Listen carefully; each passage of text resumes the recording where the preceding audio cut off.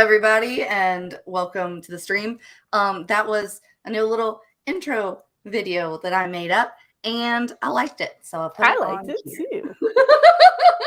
It was very, very nice. I don't know, it was colorful and cute, and I was like cute and wearing crowns, and I was like, I don't look like that today in my dark little dungeon hole of an office, so let me give the internet something cute to look at first. I don't know. I support it. I support it. I support it. Well, so my office is going to be going through a renovation soon, which is like, there's this sheet right now. Like, we're in sort of a weird in between with everything. Like, I might be moving where my office is and actually like renovating and getting it to look nice and stuff and having like a really nice background. This room is really big. It's the second master of the house. So it's like you can't even see the really nice stuff I have on my bookshelves because it's so far away from the plugs. So, you know, I don't know. You're like, I do have the pretty bookshelves. They're here. They're there. They're full of pretty things. So this one with all the books behind me is my main bookshelf. And this is actually a Victorian era antique bookshelf. It had doors on it with antique glass. One of the panes is cracked, so we took the doors off until I could get the pane refinished with antique glass. But this was a wedding gift from my dad. And it's beautiful and it's awesome, but like no one can ever see it in any of my videos. And then in the middle of the day with this French door right here, it's like there's nothing I can do except for live in a black hole to try and minimize the exposure. So my little dungeon. But you know what? It makes sense because chaos reigns supreme on my channel anyway. And I frequently refer to myself as like a book gremlin and a book troll. So yeah, you have a dungeon. Since I would live in a cave. That's what you need. Yeah. I think it works. So how is Nano going for you? Are you hitting your goal? It's going well. Yeah. So Nano is coinciding with my challenge that I gave myself, which was 5 books in 5 months. And so Nano falls right in the middle of book 2 that I'm writing. It's actually book 3 in the series, but it's book 2 of the 5 months or 5 books in 5 months challenge. So I can't, I can win Nano and still lose my challenge that I gave myself if I don't exceed. So I need to be doing probably like 3,500 words a day instead of 12 to get my book finished on time for the month. So if I do about a chapter a day, then I am set. So, and my chapters for the book, I'm trying to keep them around 3,500 words or so. So kind of right in there. And you tend to write longer chapters, I think, than me too, because your chapters, if I'm not mistaken, they sort of range between like 2,000 and 5,000 words, depending on content. Yeah. So for the founding trilogy, they actually stayed pretty decently around 4 or less. But for the Gwen St. James Affair, the first book in that series, I wrote really long chapters, and I didn't realize they were so long. I think because the pace of the book is so fast and it just feels like the chapters are chugging along and they don't feel long. I didn't realize how long they were until like almost a year after I had written it. I'm like, okay. So like 6,000 words is pretty long. That's long chapter. So now I probably will go back and break those up into a little bit more digestible chunks before I move on. But these books are planned for 25 to 27 or so chapters at about around 90,000 words. So I just have to break those. You're so very organized and stuff, and I'm just like, I'm gonna write this scene now. I have no rhyme or reason, it's just happening. I have like an overall, the big picture things that I know are gonna happen at some point, but I don't know when they're gonna happen. And then and then some of my chapters are like, and I did this even with Guns and Smoke though, but like some chapters are super short. Like ridiculously short. And then some are really, really long. And kind of, I guess what I did was to break up the pacing was I was just making sure that they were really significant like reader chunks that they all had like a good arc and stuff, that if one ended on a low note, the other one ended on a high note to like keep readers turning pages. But like as far as length of chapters, I was like, I don't really have as long as it's tight, as long as the prose is tight and everything's working and everything that needs to be in this chapter is in this chapter, like I'm happy. But for this book, I am finding much longer chapters than I normally write. And it's probably, again, because it's a sequel and I feel the need in the zero draft to info dump pretty constantly, which is terrible. Right. But it's a zero draft, you know, and so... Yeah, so you just vomit it onto the paper and fix it later. Right. It's like, I'm going to make it pretty later. You know, I'm going to make it not info dumpy like later. But right now, I just need it to function. I need to remember certain plot points at certain points, you know, like, and I need like another difficulty is this is going to be a co-authored book whenever it actually gets like developed for publication and stuff. And one of the perspectives is actually my co-author's character. And so there's like half of the chapters in the books that are not going to be written by me.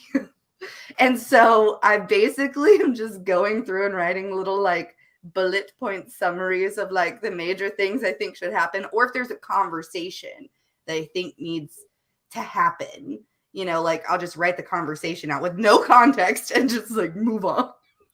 Yep. Abby's gonna hate me. I don't think so. I don't think my initial instinct when I started writing was to be organized. It was just to let whatever was in here come out. But then the founding trilogy, the books are so big that at like 130,000 words, I realized partway into book 2 that if I didn't get organized, there was no way I was going to be able to like tie all of these different interweaving plot points together. And so I kind of, in a way, had to teach myself a little bit how to become more organized. And then for this series, I feel like those lessons are helping a lot because I know where this one is going and I know about how many words I need. And like, I don't mind going more or less if it fits pacing better, but knowing that I have about that many words or that I need about this many has actually made my plotting per chapter a lot tighter. So I tend to wander less. We touched on this last time, and I know we're talking a lot, but we'll move past that in a minute to get to the sprints, everybody, and we'll say hey to everybody in the chat in just a second. But we touched on this last time, where every writer is very different in their process and stuff. I am very like editing heavy because I'm an editor, and that is where I actually like make the writing really beautiful and whatever. And you're a really clean drafter, so like our energies, I find, are a little bit focused in different areas because of the way that we work. And I think that's true for every writer because, like I said, book gremlins, you know, chaos reigns supreme. There are no rules. Like, everything's a lie. You make the rules as you go. Like, you know. I build my own reality. I mean, we're all doing that. We're all living in our own realities where we make up the rules. And same for the worlds we're creating. But yeah, so like for me with the drafting process, it's super like chaotic and emotional and just like crazy and just whatever. But then editing, that is where I find I'm like super precise and organized. Like I go through so many different things, like the overall arc, subplot arc, individual chapter and character arcs. I'm like assessing dialogue, suitability, and like just making sure all of those plot points and everything are like super tight. And then like the voice and the narrative style and all that. Like, so I swear it's like a never ending thing for me. Oh, hi. I said hi, friends, in the chat. Let's say hi to all of our friends in the chat really quickly. Coffee, Create, Connect. Hey, just subscribe. Polishing up my rough draft nonfiction. How are you? I'm doing great. today is election day here in the US for a lot of local principalities. And because of that, Nicole may be dipping out a little bit early. My name is Lauren Sevier. Welcome to my channel where chaos reigns supreme. And let me introduce my lovely co-host and brilliant author, Nicole York. Hello. I'm pretty good, except I have probably RSV my kid gave me, which means I have this big cold sore on my face. It hurts real bad. So pretend like you can't see it. And it's really cool that you're polishing up your rough draft. I tried to do like rewrites from a 0 draft 1 nano back, and I ended up writing an entirely different book because I just could. Editing was too intense during nano. So props to you. I couldn't do it. You're Superwoman or Superman. Sorry to or super they. Sorry to assume your gender. And good morning, Miss Page. Need to empty garbage and dishwasher before I can play with words. True words have never been spoken. I have to do 2 days worth of words actually because my son has epilepsy. He's 4 and he had a seizure and threw up yesterday, and I had to keep him home from school, and he was pretty pitiful all day. So I got nothing done except for holding a child. That's a lot to get done, though. Like, for I was so real. That's a lot to get done. I was like, I don't even want pillows around me in the bed. Like, so bad. I'm gonna go lay in the middle of a floor in a room that's empty. Hello, Kayla. Hi, me. Sage is here. I am so excited. Hi, I miss you. I've been displaced from home for the last 6 weeks due to flooding. Oh no, but managed to finish my rough draft and now in the editing process. I will not be stopped. That is right. Superhuman. Yeah. Yes. Can I favorite you? Like, we're going to favorite you. That comment right there. That's amazing. That really is. I'm so incredibly proud of you. And that's exactly what Book Gremlin Chaos is all about. Whenever life throws at us, we just keep trucking along. We ground it and we pound it into small pieces and we turn it into armor. Oh, I miss you too, Vu. I'm so happy to see your face. I'm so happy that you're here, Sage. You know I miss you. Sage, for everyone who knows, Moon Bunny Creative, who's in the chat, live streamed a lot with Savvy from Savvy Writes Books and RK Gold and all of us for the AuthorTube sleepover parties. And Sage is from South Africa. So the time zone is very, very different for Sage than it is for us. And it's kind of been rare that we've been able to talk. So it's really nice that Sage is here and we're excited. We will get into a writing sprint here shortly. Let me pull that up actually. And I talked about that sort of in between the different writing sprints. We wanted to do some discussions or answer any questions or anything that y'all might have to help y'all get through roadblocks that you're finding with Nano, or just general advice or anything that y'all might need, just because we're here to help and to lift everybody up. And I think that's awesome, kind of thing. Yeah, that's pretty much it. The music. I'm like trying to get so I got my emotion thesaurus over in one corner and my plotter thing over in another corner. We were going to maybe talk about craft book recommendations, writing craft book recommendations in between on the stream. So you mentioned one and I went, ha! I know. I was thinking earlier, I was like, I'm gonna have to open up like my Kindle app on my phone and find which craft books are in there, because like they're all digital. I don't have the physical copies of them to show off. Well, so I was searching for a bunch of the physical copy ones so I could like show it, woo, Vanna White style or whatever in between. And I realized that like Abby has like 4 of them. That's what happened, man. He lives right around the corner. So we just back and forth, like it's whatever. Her books are my books. My books are her books. You guys have a joint library. We have a joint life. We've known each other since we were 4. Like, it's kind of funny because like she'll say to my husband, like, "Hi, husband, how are you?" And then he's like, "Hi, work wife, how are you?" Like, Yep. Yeah. Yep. but she just comes over with coffee. So, that's the best kind of friend. That When is the best kind of you. friend. I agree. Well, and you. Who's amazing and talented and makes me feel inferior every single time. Stop it. Stop it.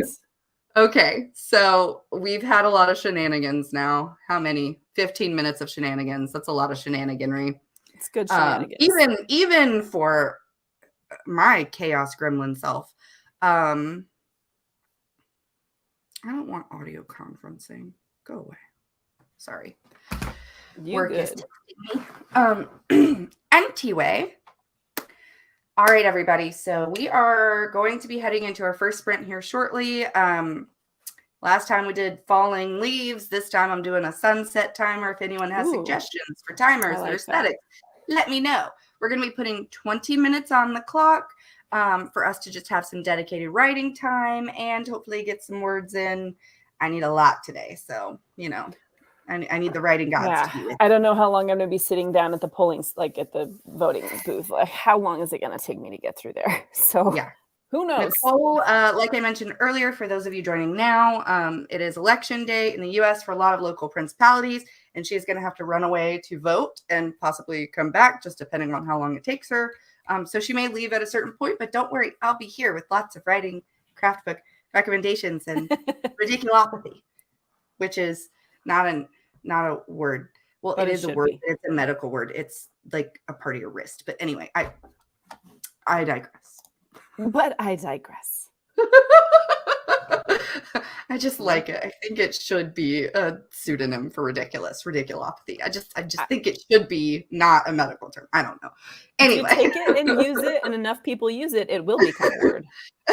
I swear there was one point where I was like in clinic one day, and I was like, I should make a comic book with characters based on these really crazy, like medical terms.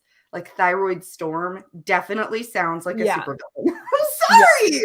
Could you not see that? Thyroid storm? I can see it. I can see it. What it does to your body is like pretty villainy because it's bad. So.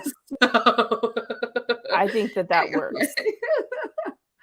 Oh, my medical nerd is showing now. Okay, let me get this thing up before I totally just don't do it. That's okay. I'm just over here like searching through my ebook and my Audible library to try to find which craft books I have. Like, it's impossible to find them. There's too many books. All right. So we're going to start our first 20-minute sprint, everybody. Please, send things to the writing gods for me to get words because I need them real bad.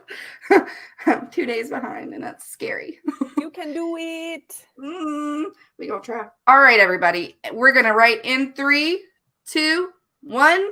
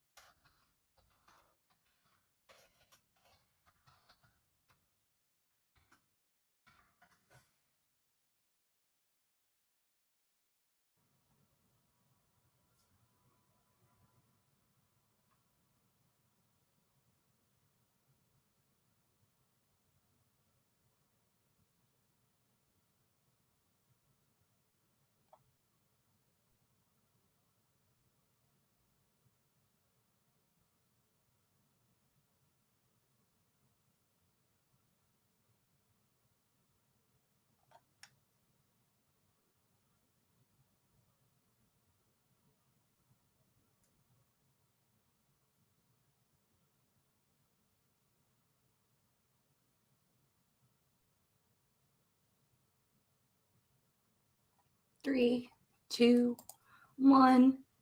Done! Yay!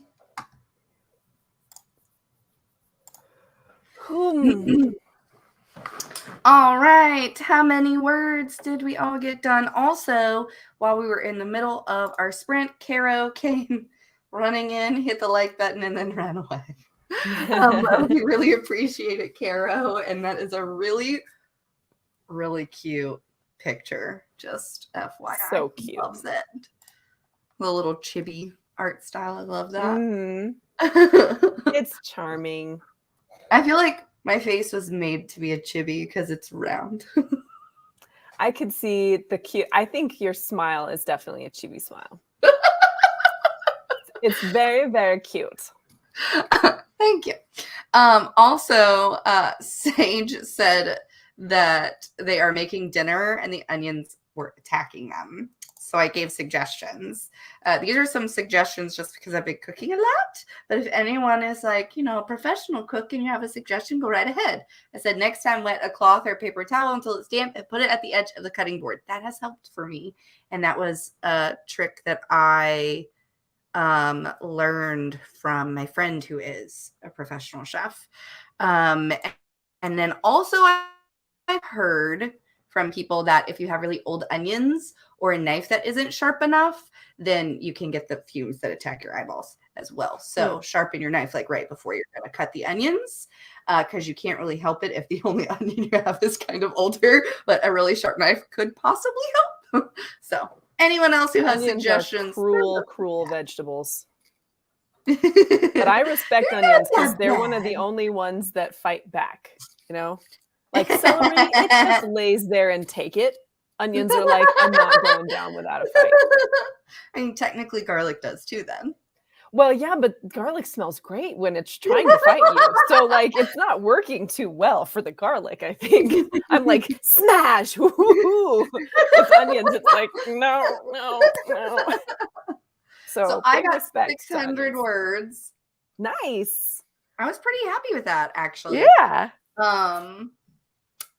Chapter took a turn I didn't expect, though. So I love when that happens. We're in new territory. I have no idea. Might hit a wall. Might have to circle back to get rid of those plot bunnies, but we'll see. Yeah. Kayla got 172 words. That's nice awesome. Job, Kayla. Congrats. How many did you do? Did you do the maths? I only did fee, 337. So I only got about 337. Partly that was because I'm sliding into an uncomfortable conversation between two of the characters that I avoided yesterday. So I waited for today, which means I have to work myself back up into the mind space to do it. But also I wanted to go and double check, because this is the first year we will be voting in New Mexico. I wanted to go and double check my voter's registration before we left, and it's not showing up on the website. So I am now angry, and I might have to just register at the poll, which means it's going to take really long. So I wasted some time doing that so I could get angry, which is how you want to spend your day. I find that so far in this manuscript, it is trending towards the melancholic. And that's not necessarily a bad thing, actually, considering the character's biggest problem, her emotional wound, the biggest thing confronting her and her growth right now and everything is that her father is dying. He's terminal and he's on his last legs. And so there are times when I'm trying to find the brightness and the humor, and stuff in the little moments to sort of bring it out of that melancholic space while still trying to address the things that she's trying to come to terms with, because this is, her last parent. She doesn't have any siblings. This is her last member of her family. And she has friends and she has a support system and stuff. But this is the last person who she feels really knows her and has known her and all of that.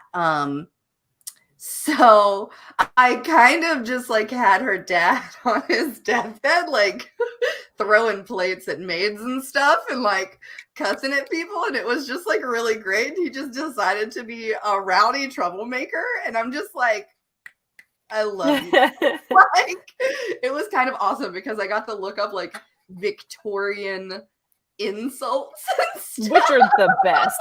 So great. I was just like, I love this man and the language he is using right now. Like, I think my favorite one is where is it? Gib-faced toffs. Makes sense. Like, I love this man. Totally makes sense. I know. Coming up with swears are some of my favorite things to do because you're like, well, what would this person say? What do they have access to? But also, what is their personality? What he's making, like, so he's not like she is more. Whoa, I'm still here. Oh, she is more like well-born than he is. Like, he's from like Cheapside or whatever. But he married someone who was way above his station, and so she's like middling here because he's a little bit of a black stain on her reputation, but somebody that she loves and respects a lot. And so like he's very crass, and he's making all of these like he's making the nurses like having inappropriate jokes with them and stuff. Like, he's like, well, I mean, I guess I really did like the sponge baths or whatever. And the like nurse is like, yeah, I liked not having to give them to you. Like, you old curmudgeon. And he's like calling her a cheeky minx, and they're like flirting and stuff. And I'm just like, this is cute. So I sort of fell down a rabbit hole with he's cute. I like him. I respect those cozy moments. I feel like they need to be there. Yeah.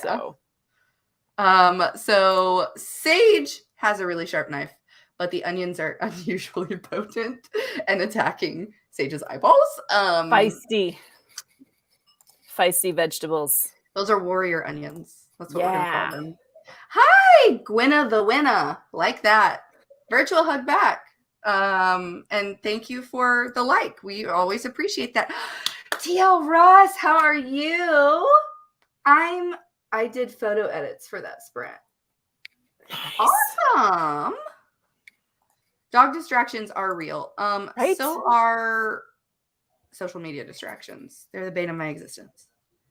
I literally the other day when John was still here, not yesterday, but like the day before to get all my words in, I took my phone and I handed it to my husband and I said, go put this somewhere I can't find it. I did. And he did. And then I had to ask him for it later. I was like, can I have some social media? And he was like, are you done with your word count? And I was like, yeah, close. Almost there. Oh, flirting with the nurse and being grumpy. That just sounds like my uncle before he died. He's really like, he's kind of living his best life. His name is Jack. And he really is just trying to make the most out of the situation and stuff, but he's one of those characters that I think it's really sad that he has to die, but it's very, very important for the main character's growth because her story is a lot about like overcoming grief and learning to make peace with things and understand that she's not alone and how to reach out to people in her time of need. Like it's very much a story about all of that. Probably because I've dealt with similar things, and I think that subconsciously we always write, like things that are in our noggins, like into our manuscripts. So I don't know. Having onions in the freezer for 30 minutes before cutting helps. I will try that. Rinsing the onion in water after it's peeled, but before you cut. I have really sensitive eyes. It's the only way I can cut them. You know what? I'm gonna try that. I'm really gonna try that because I eat a lot of onions and garlic. Mm-hmm. I'm actually the way to live. I don't know. This I guess is a little bit of an announcement to the internet, but not to Nicole. I work from home now, and I have for like, I don't know, like 4 months, 5 months. And so like I'm starting gardening, I'm cooking a lot more, I'm home with kiddo a lot more. Going to battle with squash bugs. Man, killing me some squash bugs. They were trying to eat up all my squash. But it also means that I get to like book more and author more, and then I'm revamping my YouTube channel and my office and like all kinds of really fun stuff. It's the only way to live. Nicole, you and I are going to. If you're not filling your food with garlic and onions, I don't know what you're doing with your life. Look, and seasoning. Do And not season, be afraid please. of seasoning. Please. God, I think that's I so spend many most of, spices.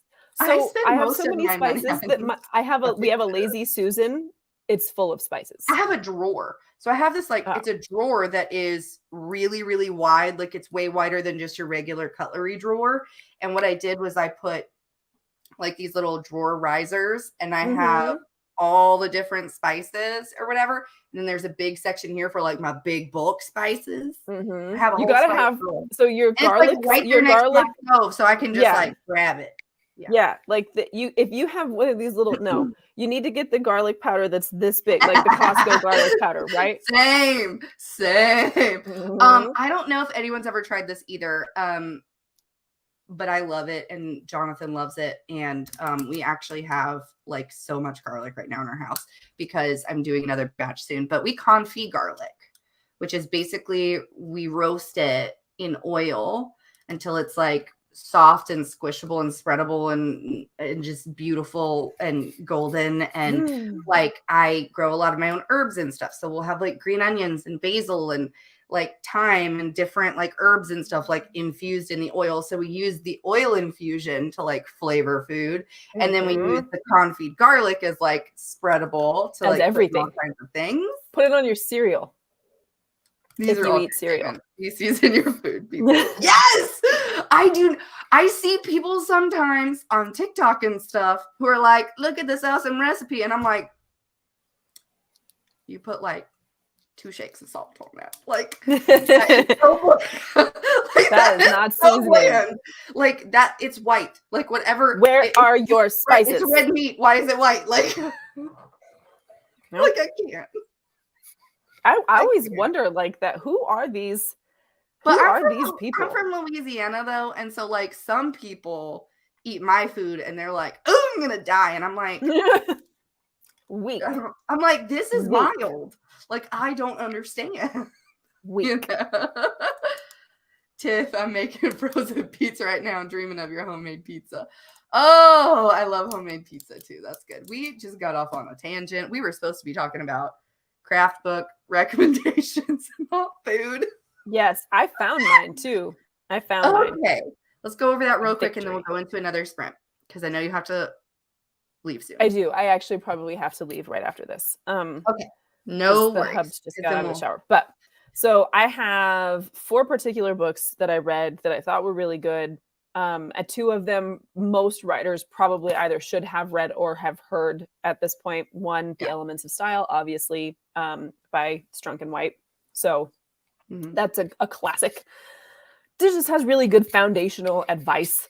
The other, On Writing by Stephen King, less about writing per se, I think, and more about like the pursuit of writing, which is just great to hear the perspective of somebody. One of my suggestions as well was On Writing by Stephen King, not as a how-to manual, right?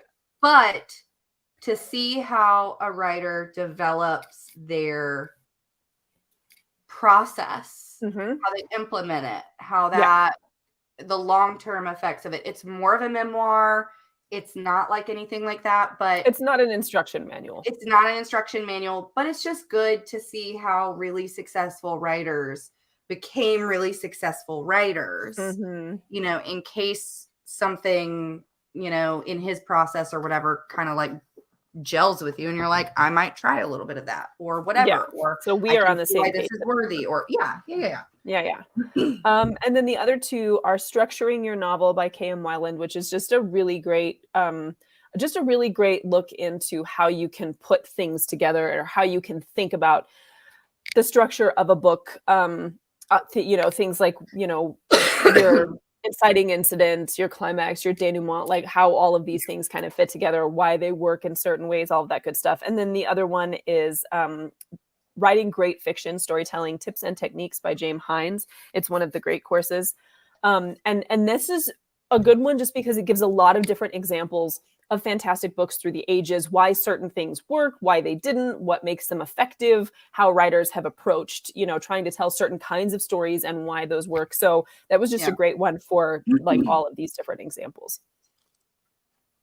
And that's all.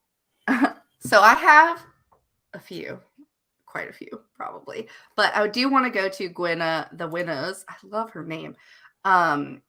Comment here because this was actually going to be one of my recommendations. I have a lot of Sasha Black's books, craft writing books, but they're all pretty much digital. She also has a Facebook group called Rebel Writers, but the Anatomy of Prose, I think, should be in everyone's collection. To that same effect, Save the Cat Writes a Novel, I think should also be in any beginner's toolbox, just because it gives a really good outline for a lot of different genres that you're writing in, especially if you're just figuring out your process. I think it's just a really great tool to have. So the Anatomy of Prose by Sasha Black and Save the Cat Writes a Novel, I think those are basics. Those are staples, right? But then I'm going to get into like genre specific recommendations. So I write a lot of genre bent or niche romance novels, like my Fool's Adventure series, with the second book coming out later this year in December, next month. So soon, God. I forgot about this. Seven-figure fiction. This was a good one. Taylor. But so I write a lot of like romance, and romance does not necessarily mean like erotica, people, but it can or cannot have spiciness. There is spice levels in romance, but I write a lot of romance. And Romancing the Beat by Gwen Hayes is really great because it's very much like Save the Cat Writes a Novel, where it goes like step by step, but it's very romance specific on how to make the relationships really believable and rootable for. And it involves like a pretty basic outline, and then how to like take that outline and just make your story work with it to where it just strengthens your story. It goes through meet cutes and adhesive moments and all kinds of stuff. This comes with like a digital download too, which is really cool, I thought. And then another romance specific book that I don't know if you can tell I've used a lot, and I can't naughty words for nice writers. This is a romance novel by Kara Bristol. But okay, I'm a good girl and I don't know all the naughty words and I needed help. Okay. I needed help. I love that. I am willing to admit when I need help. And then another series like Sasha Black's that I think is really great is all of these thesaurus books. This is the one that I have on paperback, but there's like the conflict thesaurus. There's the wound thesaurus, all kinds of them. And this actually, like, I think I pick this up the most when I'm writing to reference. And I love it. I love the whole series. So check that out. And then those for me, I think are more the writing handbooks, and this one is more the business side, business tips and taxes for writers.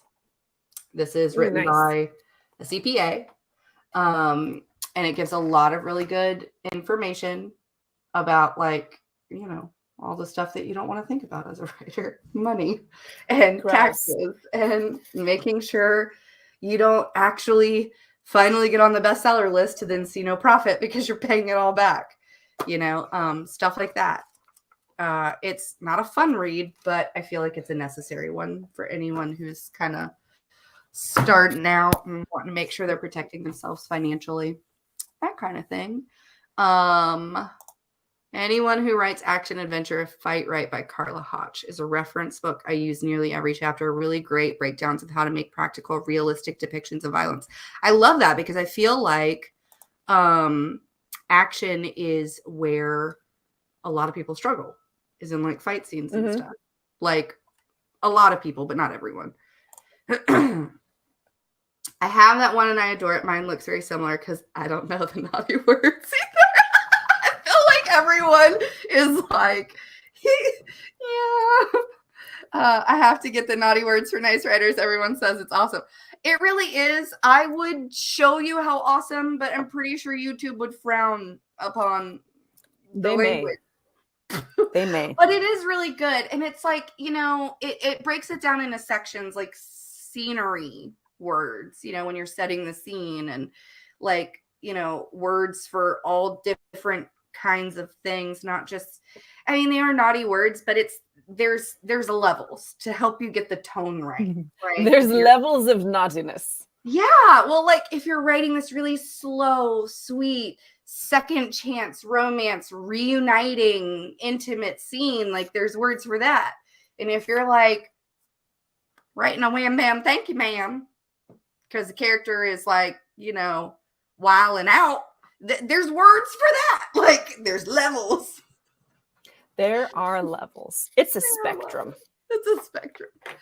It's fun, and I think you would like it. I think you would like it too. It is fun. I'm definitely gonna grab the Fight Right one because I do write a lot of action scenes. You write a lot of action sequences. I do, and even though I'm lucky in that I have some personal experience with that. I grew up kind of weaned on also like action flicks, but having done military stuff and all that good stuff, I have a pretty good grasp of all of that. But that's one of those things that can almost always be done better. Like you can almost always improve like your ability to write a fight scene because there's so many moving parts.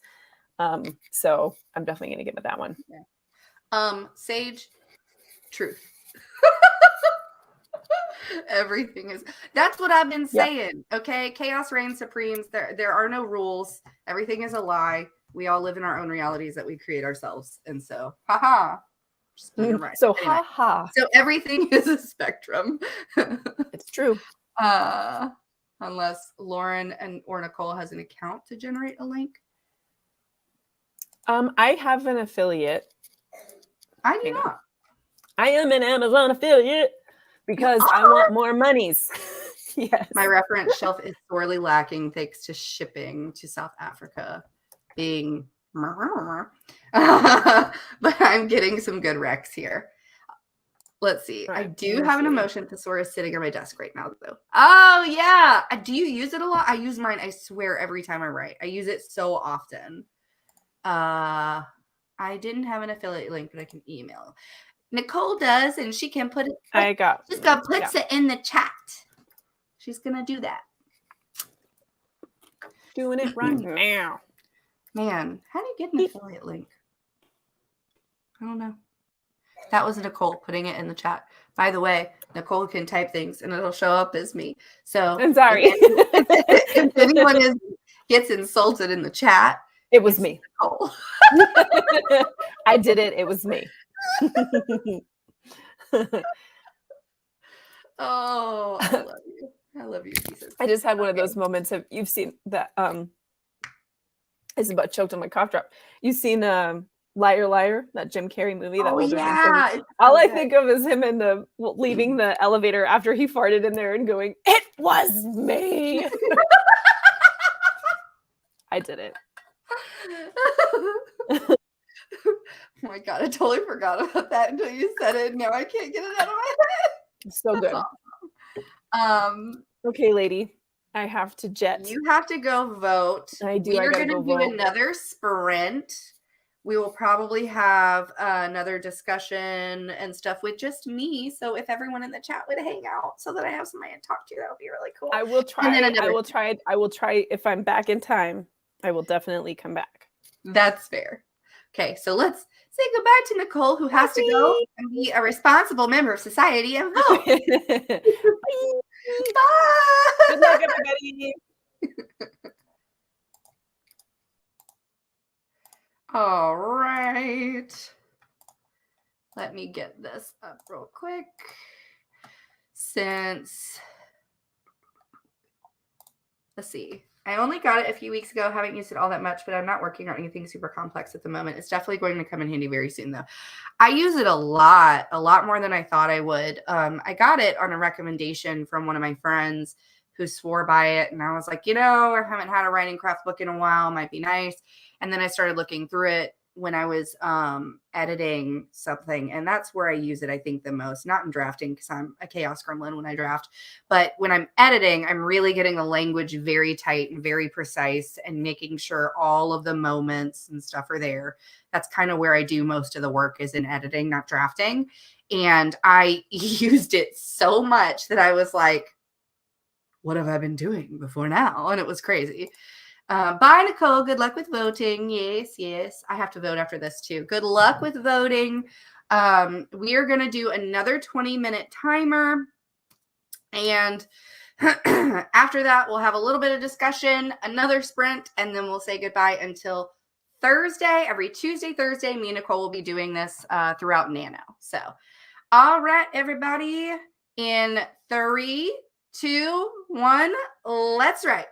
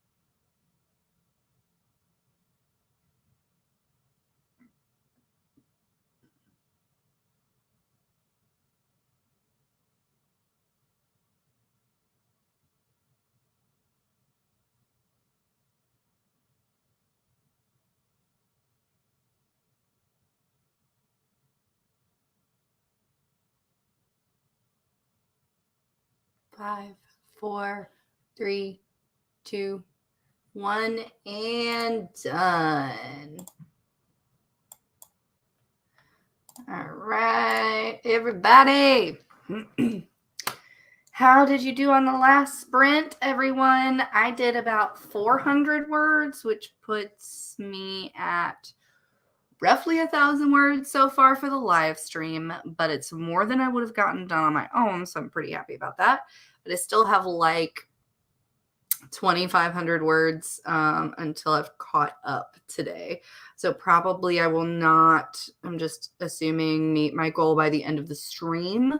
However, if I don't meet my goal by the end of the stream, I still have a few hours before my kiddo comes back from his in-laws today, in which I can try to catch up. Let's look at some of the comments because we had a few during the sprint. Sage is doing mostly client work at the moment, not much their own stuff. So that's awesome because that means you're getting more client work, and that's really great. Gwynna the Winna says, my Nano reward for was one book for every 15,000 words. So thank y'all. Got that on the way now. That's a really great idea. Is for somebody who's struggling to like reach different goals and stuff, is to give yourself like little milestone rewards. That's a really good idea. Sage is going to be grabbing dinner and maybe do some writing. Oh, I'm so proud of you. I love you. Unsure if I said good morning, but good morning, the Shadows Lair. Yeah, I like that idea too.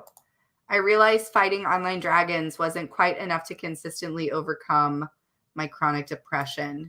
It rarely, unfortunately, ever is enough.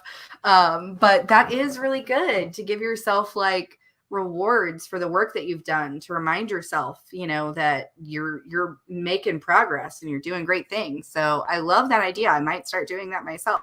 It's not an excuse for me to buy more books, I promise. Hello, Marley. Thank you for joining the stream. We just came back from a 20-minute writing sprint. Please, everyone, tell me in the comments how many words you got during the stream. And keep me company for a few minutes before we go into the next writing sprint. That would be lovely. Last break, Nicole had to go and vote. It is election day here in the U.S. for a lot of local principalities.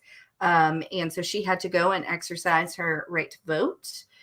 She may be back if she's able to get back quickly enough for the end of the stream, but probably for this break at least, we will not have Nicole. It's just me. I'm sorry.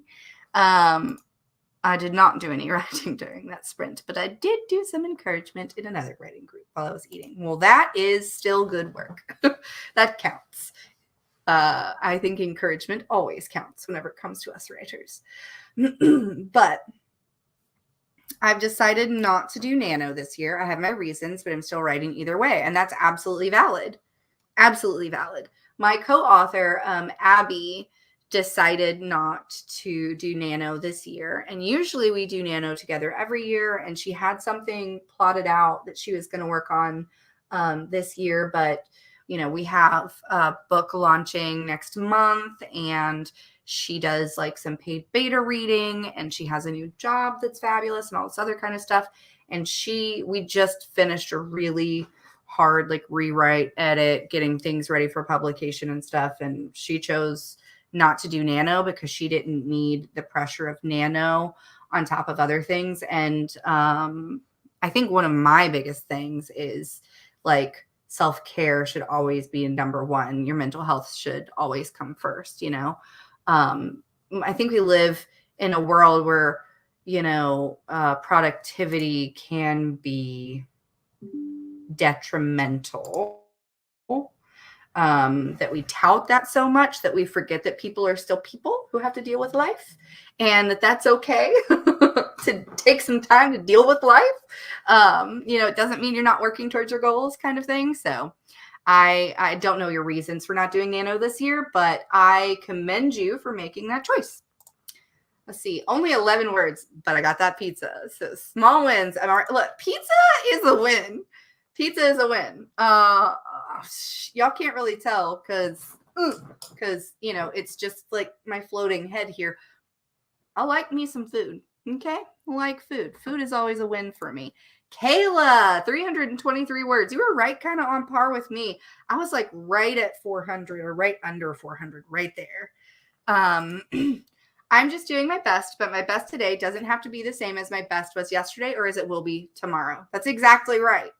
Our best looks different. I told everybody, like, yesterday, part of the reason I was trying to catch up today is yesterday my son is 4 years old and he has epilepsy, and yesterday he had a seizure and he threw up and I had to keep him out of school and he was pretty pitiful all day.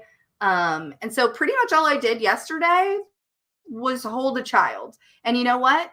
That was the best thing I could do that day. Did I clean the house? No, I did not. Did I, you know, do any of my gardening stuff? No. Did I do any book stuff? Absolutely not. Social media? No. But what I did was I held my child all day, and that's what needed to be done. And that was a productive day, you know? So yeah. See, why is Nano in November? Why during a month that is into a very busy time? I've always wondered why. So I have had this complaint probably since I've started doing Nano. It's like, this is in the US predominantly, when a lot of holidays are approaching, happening, a lot of shopping, a lot of planning, a lot of social engagements. You're just coming off of a lot of stuff from October as well. So it's just like a really super jam-packed month, I feel, at least in my area where I live. And I always was like, why is it in this month near the end of the year when everything's going on? But I don't know. Maybe that's kind of the point, is to like challenge yourself to make time, maybe, if you want to look at it that way. Look, as we've said already on this stream, everything is a spectrum and everything is subjective. There are no rules. Rules are a lie. You make up your own rules for the life you want to live. Chaos reigns supreme, and everyone is right and incorrect about everything all the time. That's how I feel about books and writing and that whole world anyway. You know, somebody can give you a piece of advice and that might not apply to you at all. Or, you know, somebody could say, this is the way you need to do something. And in the way you write genre fiction, whatever genre you want to write.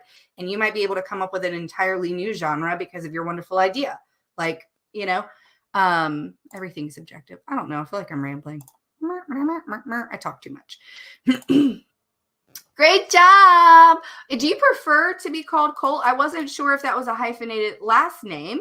Please let me know. Would you prefer to be called Kayla or Cole? And I'll make sure to remember that in the future. Nobody can tell you how to write. They can only tell you how they write. That's absolutely true. And just like for those of you who have just joined us and miss Nicole and I talk a lot about how we are completely different writers. She gives different advice than I would give. Her process is absolutely the opposite of mine. We're great friends, though, and she sees things I don't see, and I see things in her writing that she doesn't see, and we're able to bounce ideas off of each other and collaborate on things. And that's, I think, the beauty of the writing community, is that, you know, you can have 10 people with the same story ideas, same character names, same settings. You tell them, go write a story, and you're getting 10 totally different books, because it's not about the story genre or plot points or anything like that. It's about your execution of it. That is what is unique. That is what is valuable that the world needs. That is what is amazing and wonderful and powerful, is the way that you wrote that story. Because how many times have we read a story that was essentially the hero's journey? I mean, it's a template for a lot of different types of stories. But every single time that we read it, right, it's different and it's unique. The magic system is different. The way that the characters react to situations are different. We're pulled in by different things, you know? Thanks so much for hosting the sprints. It's been nice not working alone today. Julie, it is really nice to have people here with me as well, because, you know, I need accountability. That's part of why I do this. I need people in this chat being like, Lauren, shut up and write. I got asked for writing advice the other day. My personal answer was, I don't give a fuck. Do what you want to do. Of course, that's different from my professional answer. Yes. Mostly what I like to tell people is like advice, writing advice usually is super generalized. And that is because every author is different. That the advice that you're giving are like tools in a toolbox. You pick up the stuff that applies to you to build whatever you're building. And anything that does not apply to you, it's white noise. Just ignore it, right? Like, write every day. I don't like that advice. It's generalized advice, and I understand why it's important. Nicole loves that advice. I don't like it. It doesn't apply to me. Just like yesterday, I could not write that day. And if I set the expectation for myself that I had to write every day, and I followed that piece of advice that has been reiterated by many, very successful and famous authors, then I would be setting myself up to feel bad about myself and feel like a failure, So yeah, I think writing advice, they're like tools in a toolbox. You pick up the tools that you need to do the job at hand, and the other ones you just leave in the box. Let's see. The more writer friends you have, the better your writing gets. Nothing better than honest, kind feedback. I think also writers tend to read more critically because we know what it takes to write. And I love this quote. I actually use this quote a lot, paraphrased from JFK. The rising tide lifts all boats. That's absolutely right. That's how I always feel when I'm talking to other authors or aspiring authors or writers or editors or anyone in the industry, is like, I want to be the tide that lifts all boats. I want to help other people, and through collaboration and, just helping each other in a give and take, we're helping each other to get better. I always tell people my first book that I published is the worst book that I've ever written. And I'm very proud of my first book. Don't get me wrong. But I'm glad that it's the worst book I've ever written, because no matter what my first book was going to be, I hope that it is always going to be the worst book I've ever written, because I just want to keep learning and growing and doing and pushing myself and challenging myself. Because as an author, it's not about putting out one great American novel or great whatever novel or new modern classic or whatever. It's not about putting out this perfect thing, right? It's about your body of work. It's about all of the things and the ideas and stuff that you're exploring. And I feel like I am on a soapbox right now. I'm so sorry. But if you're coming to me for professional advice, then chances are we've already established that our styles and processes are a good fit. Also true. Sorry, stepped away and I'm back. Good to see you back. Definitely. I think the word should be not write every day, but do creative work every day. And that includes brainstorming or noodling or whatever you need to do to be creative. I think that's really good. I also think that self-care could be part of that creative process, because for me, like going outside and working in the garden, getting my hands dirty, watering plants, being out in nature and stuff, it really puts my mind into a space where I feel like I can come up with story ideas, or I can fix plot holes and stuff before I ever sit down to write. And some days that's all I get is that. But yeah. Let's see. There's no such thing as wasted words. Every word you write is experience. Every word you write pushes you forward. That's right. And like, I will say something that applies to me, because like I said, writing advice, tools in a toolbox, right? But something that has always applied to me that I've always really, really responded to well was the whole, like, you can't edit a blank page, but you can edit a bad one. That's why, like, part of my process, I am an editor. That is what I do. Okay. That's where my stories actually turn into stories from rambling gibberish. I am not good in drafting. I have two different sides of my brain. I have ADHD, and executive dysfunction is real. And when it comes to creating and drafting, that is a very chaotic, very crazy process for me. And drafting is sort of always the worst part for me. But when it comes to editing, I'm very technical. I get right down in the nitty gritty. I have all of these things. I'm super hyper fixated and hyper organized. And that's where I really make my writing shine. Right. But so I can feel a lot of ADHD paralysis and a lot of creative paralysis personally when it comes to drafting, like we're doing right now in Nano, especially like a zero draft or a fast draft or whatever, because I feel the need to make it clean, or it's not good enough, or the words just are whatever. They're just not, they're fumbling and they're not really quite exactly how I'd imagine it in my head or whatever. It's really easy for me to get into sort of a cyclical mind space there where I can just stop. And then if I stop, I'll never pick it up again. I'll never want to finish. It's just a slog and I can't do it, you know? But, you know, on the other side of that, right, is okay. But if I just put the words on a page, even if they're bad words, even if the words are clumsy, even if this isn't exactly how I imagined it, even if I know that this plot point may not stay in the book, if I can get through this draft, if I can put brackets here and say insert fight scene here and move on and get to the end of this draft, then I know I can edit that bad page into a badass page, you know? And so that's something that I felt useful. But other people like Nicole, who she does really clean drafts. She spends a lot of her time in outlining. She spends a lot of her time on drafts, but her editing window is like this. She doesn't have to do hardly any editing. Whereas my style is doing heavy editing after a really horrible draft. And it's just what's worked for me. Let's see. Not me eating the entire frozen pizza in one sitting. Honestly, I kind of wish I was with you. I could go for some pizza right now. Not even lying. Just munching away, agreeing with like everything you said. Thank you. That's very kind. You give honest experiences for you as a writer. And I also really try very hard not to tell other writers what they should do, because everyone is different. Everyone experiences the world differently.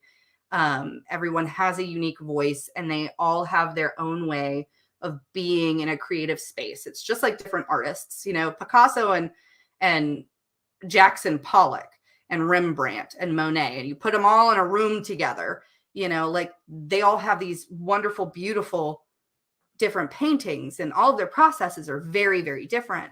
And I would think that a newer artist, I don't know, newer artist name, insert here, wouldn't be like, hey, but your process is wrong. Like, you're making masterpieces. Your process is your process, and you're making art that is important to people. Like, so yeah, I don't try to dictate to other people. That's, I think, one of my biggest things. Absolutely. Self-care definitely counts. Walking, eating, bathing, just breathing and being fills the creative well. You can't draw from an empty well. I don't know how many times I have said that, because it's so applicable to me.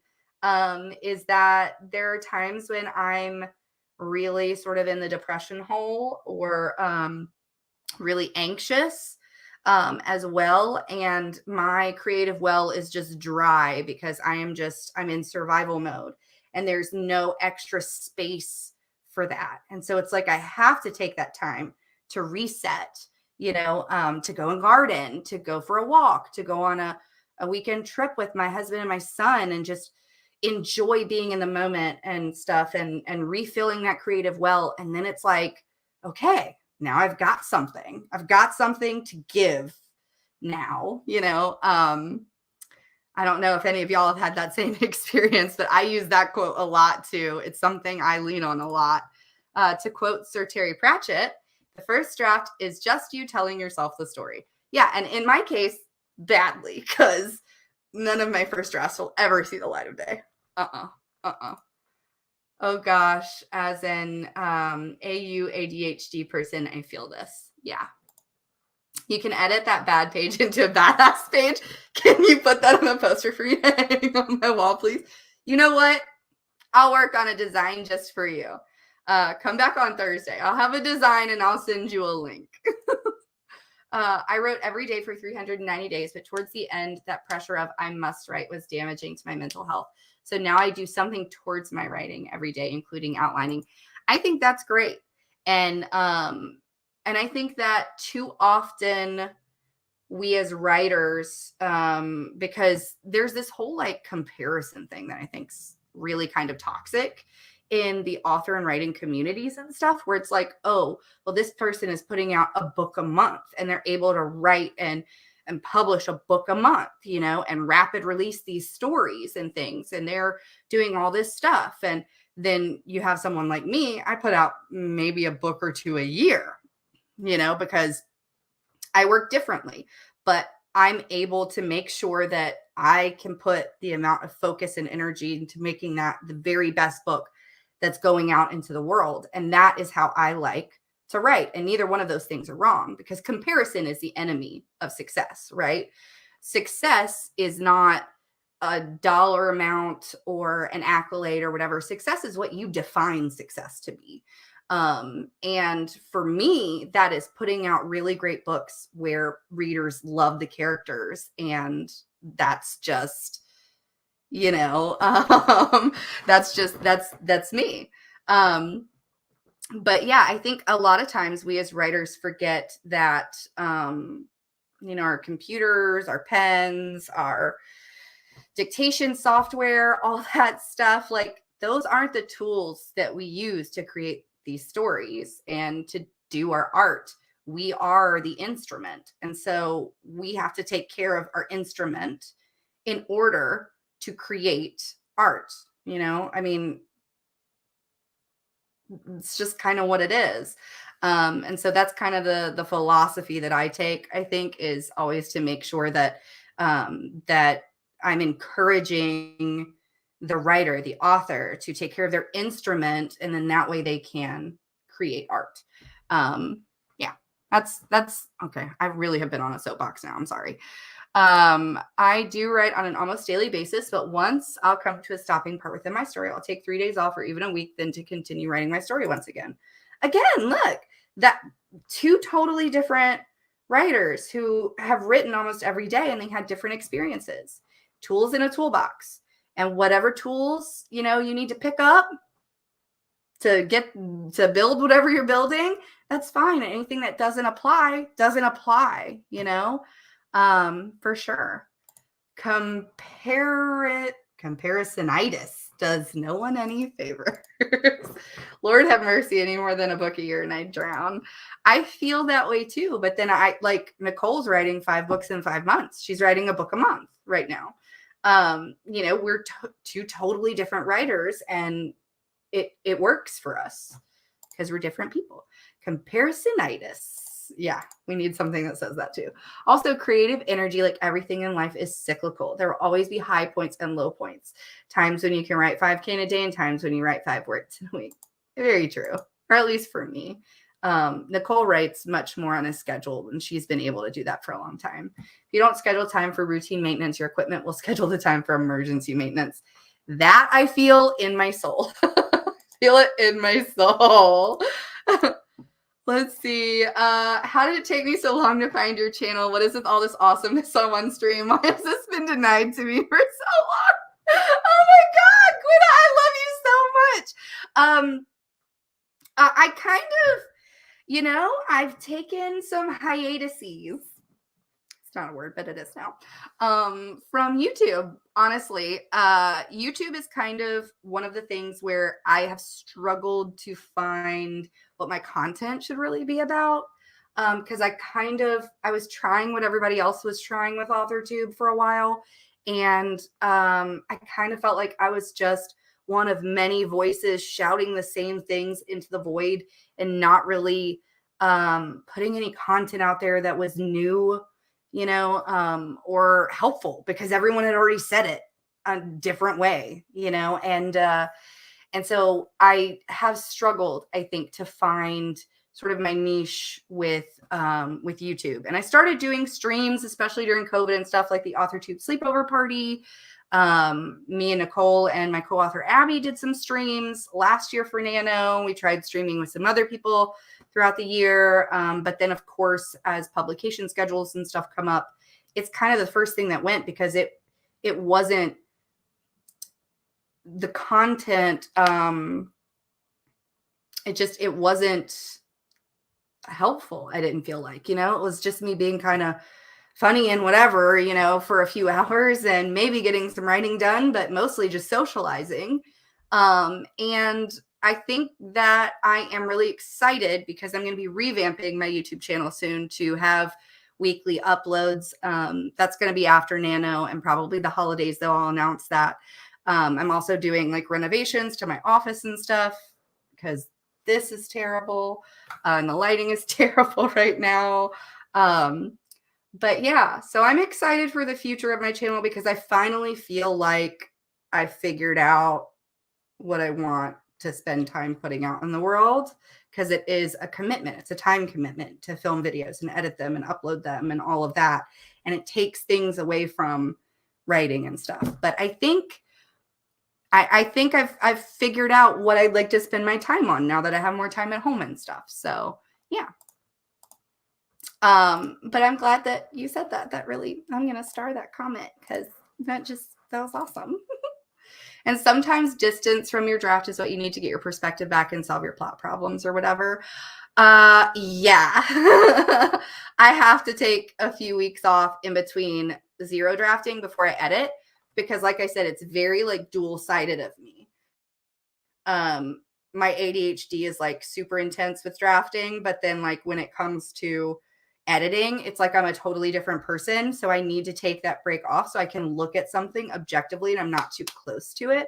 Usually take like 2 or 3 weeks off, have a few date nights with the hubs and stuff and clean the house. So I have a cleaner workspace so my brain feels cleaner and then I get into edits. That's kind of what I do. Don't know what y'all do. Oh, your TikToks were fire. I got to start TikTok again too.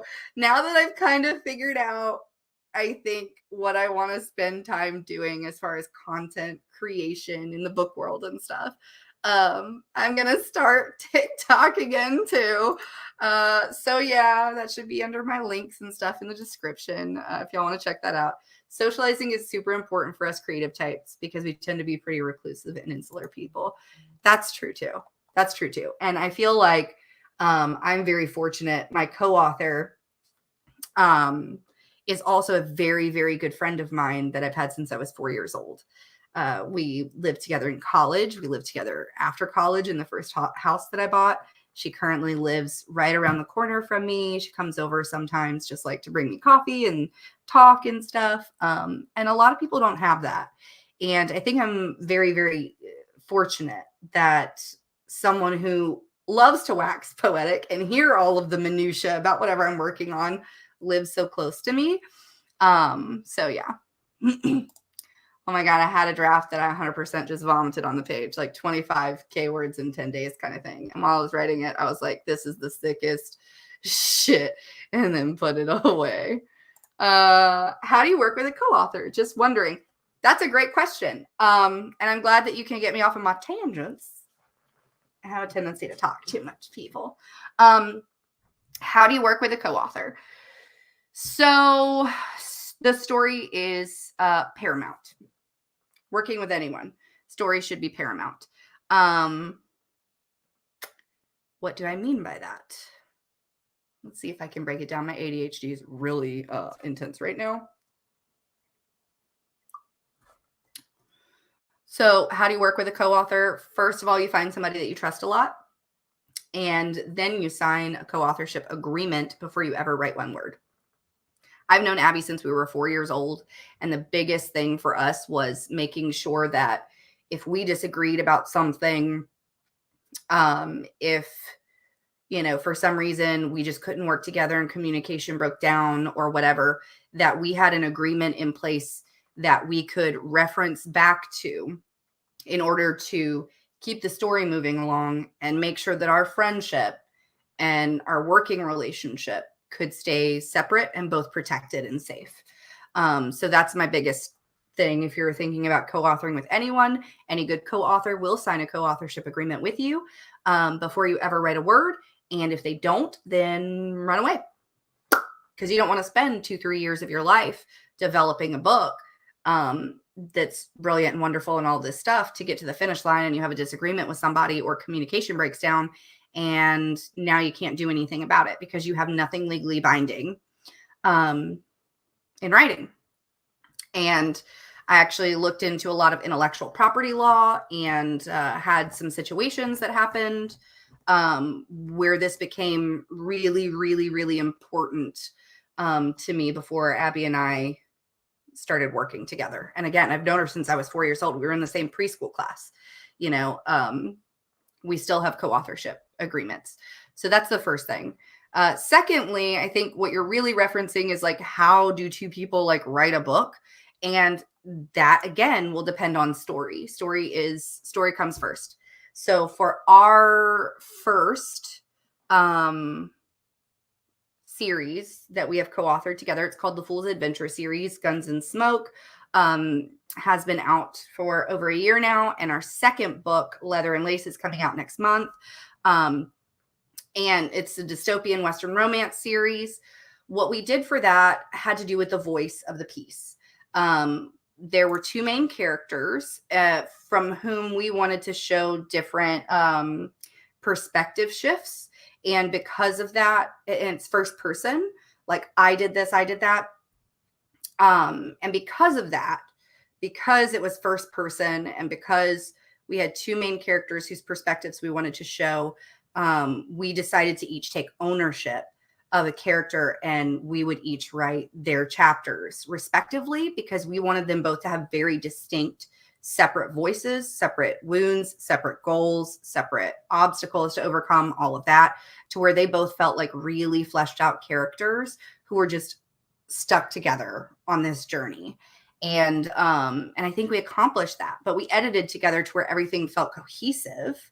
It wasn't jarring to go back and forth in perspective, but they definitely each had, like, another thing is the language, the narrative voice we were really careful about. Like Abby has a tendency to write certain words a lot and things like that, and vice versa. And so like her character has these like little idiosyncrasies with the way that he says things and the way that he does things and the way that he makes actions happen because of the way that the sentences are structured. And same thing for my character. So they feel like different characters. But I do know other people who have co-authored, and what they've done is like basically one person will write a chapter and the other one will like edit and write their parts in. I have not done that just because we found that was a really good vehicle for us to work in, because we could really keep the motives for the different characters and stuff and the voices really intact by sort of taking ownership of different characters. What did that lead to, though? Lauren writes all the villains. And that's very difficult for someone with depression issues to be in a dark headspace, yeah. So yeah, that's, I guess, my answer to that. Let me know if I answered your question, I guess. Let's see. Okay. Oh my God, and then I put it away for 6 months because of work and other projects. And when I read it again, I was like, who wrote this? What were you thinking? Yeah. I have a picture on my Instagram account, actually. And it's from my first book, which, again, worst book I've ever written. And I'm so proud of that. Called Songs of Autumn, which is a young adult fantasy novel. And it's literally like a notebook page, because there were scenes and stuff that I would write longhand, depending on where I was. I might not have access to a computer or things like that when I was writing that novel. And it was like the very end. I wrote the end. And then it was like, I'm finally done with this dumpster fire first draft, like in really big letters. And I just got a kick out of that. And I had to post a picture of it on Instagram, because when I was going back to like edit and stuff later, I was like, even writing me knew how bad this was. You're welcome, Marley. Okay, I've talked ad nauseum, and I think we should do one more writing sprint. Technically, we're supposed to end in like 3-ish minutes, but I think another writing sprint, and then if y'all have any other questions or anything else you want me to get on a soapbox about, hit me up in the chat, in the comments, all that kind of good stuff. Also, we're here every Tuesday, Thursday from 10 a.m. to 12 p.m. Central Standard Time. I don't know what conversion that is for wherever you're watching. And yeah, if you could also do the things, the liking things, the ringing the bell things, the subscribing things, I can write as many books as I want to, but the only thing that I cannot grow is this channel without your help. So yeah, that would be awesome. So let us get the stuff on here. And I will definitely